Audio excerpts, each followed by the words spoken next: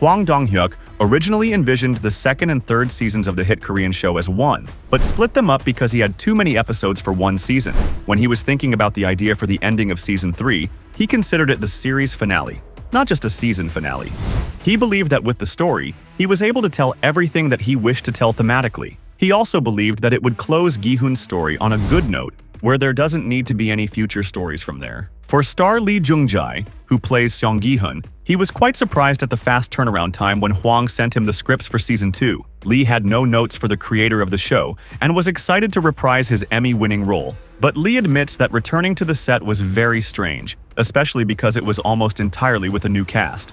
For season 1, so many colleagues and castmates poured our hearts and souls into it, and then with each round of the games, we had to say goodbye to so many people, says Lee. Season 3 was shot back-to-back with Season 2. Since development on the first season took approximately 10 years before it got greenlit, Hwang and Netflix wanted to ensure that a satisfying conclusion for the show wouldn't take equally as long. And since the Season 2 finale is clearly nail-bitingly incomplete, Season 3 picks up right where Season 2 ended. Hwang has revealed in interviews that he had an incredibly tight schedule it came to getting the scripts done for the show's second run of episodes. Because of the stress of writing and producing the first season of 9 episodes all by himself, he initially had no immediate plans to continue the story further. He had no follow-up story or any ideas for new challenges that could be a part of a new iteration of Squid Game. He toyed with the idea of hiring a writer's room and a group of directors to help him. But thanks to the immense popularity of Season 1 in the fall of 2021, he began to think up new plotlines and ideas, especially after leaving the ending ambiguous when Gi-hun decides not to get on the plane and start a new life. When the show was renewed, Netflix gave Hwang a deadline of just 6 months to finish the second and third seasons. I was only given about 6 months, given the fact that we had a date that we wanted to launch the series. So counting backwards, it meant that I had to be done with the writing aspect of it by then, he said in an interview. Hwang has said that a particular inspiration behind the decision to continue the story of Squid Game was the Matrix film series, where Neo chooses the red pill over the blue pill. In Squid Game, Gi-hun similarly chooses to go after those responsible for the game rather than go back to his life, and that became the center of the idea for seasons 2 and 3. Because of this, he knew he wanted the show to explore more of the mythology of the show, like how Hwang In-ho became the frontman. A majority of the cast from Season 2 returned for Season 3. Not only does Lee return as Gi-hun, but Lee Byung-hun returns as the frontman. Unlike Season 1, where we witnessed a full iteration of the games, Season 2 ended without having all the games complete. So several actors return as their characters, such as Yim Si-won as number 333, Kang Ha-neul as number 388, Park Sung-hoon as number 120, and Yang Dong-gun as number 007. Hwang always teased with Season 2 that Season 3 would be Gi-hun's toughest battle ever.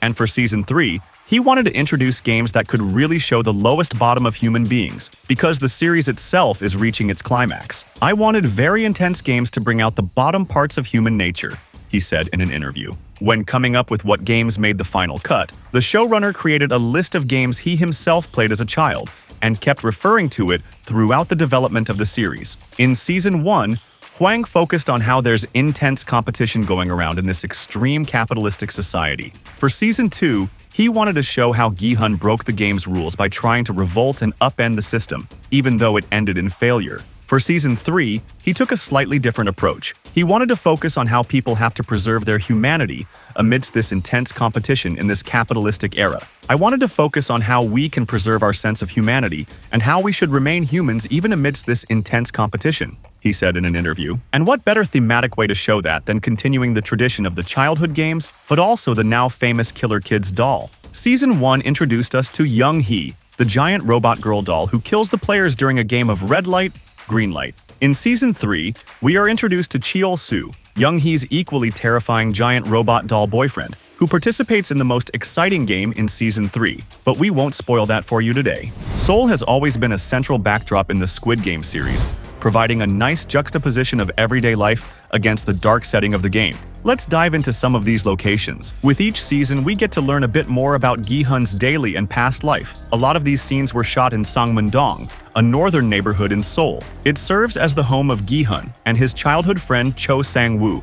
The area's old buildings and alleyways are always used in flashbacks to show the audience Gi-hun's daily life before the games. For example, the Beacon Market in this district is where Gi-hun's mother runs a fish stall, which helps add authenticity to the setting. Seongapdo Island, located in Ongjin County near Incheon, served as the exterior setting for where the games take place. The island's remote and sparsely populated nature made it an ideal choice for the show's high-stakes competitions. A few outdoor scenes were shot there, while a majority of the games were shot on sets in Daejeon. Speaking of Incheon, Seoul's biggest airport, Incheon International Airport, served as the iconic Season 1 finale, which had the world holding its breath, thinking it was the show's series finale.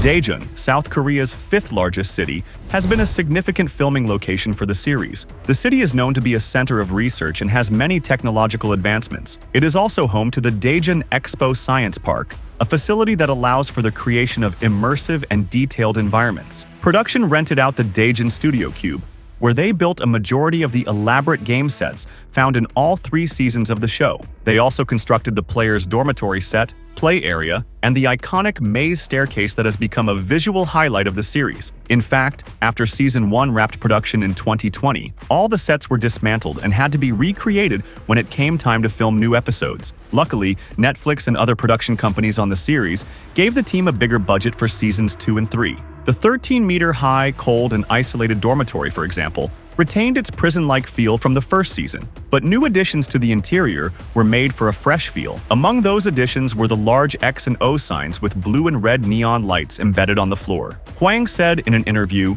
"The participants' choice between O and X will split the group, causing them to take sides and ignite conflicts. This division is visually highlighted in the set design to emphasize the tension." Since the players returned to the games in Season 3, the dormitory set remained the same. With the corridor maze area, art director Chae Kyung-sun decided to work with her bigger budget and really dive more thematically into the core of the series. She had more room to work with this time around, saying that they increased the area of the set from 314 square meters to 397 square meters. The height also increased to about 11 meters. When it came to developing the overall visual concept for the show, she and her team asked themselves what color would evoke a childlike sense of innocence. With this in mind, we chose pink as a signature color, making it the dominant shade in these spaces. As the characters navigate the maze corridors, conflicts, confrontation, and incidents take place. Such attention to detail by Chae and her team helped the overall show always present its social commentary